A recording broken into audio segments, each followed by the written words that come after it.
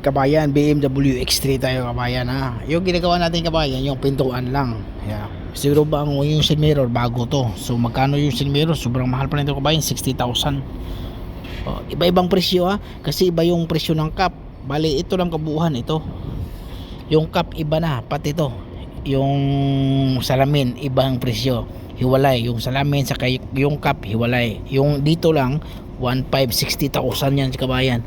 Ito yung ginagawa natin kabayan, ito yung ginagawa natin, may tama yan, so mastil yan agad.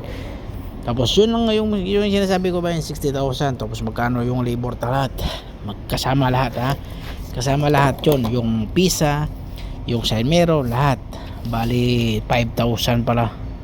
Tapos yung 5,000 kasama lahat na yun, yung basta kasama na yung mga side mirror, yung bago, ito yung cup na yun oh. Tapos yung salamin yung isa, yung tatlo lang yung pisa, yung 5,000 5,100 nasa 200,000 200 ay sabihin natin 200,000 kabayan na 205,000. Tapos babawasan pa na ng side mirror kasi 60,000 yung side mirror eh. Tapos yung magkano yung cup, basta mahal, basta BMW kabayan na mahal yan. Yan ang sinasabi ko na kabayan, sincere. Pero ito kabayan, repair pala dati ito. Kita yung clear na to, manipis yung clear, hindi makintab yung clear eh. Okay, yun kabayan, maraming salamat kabayan. Huwag kalimutan mo subscribe kabayan ha.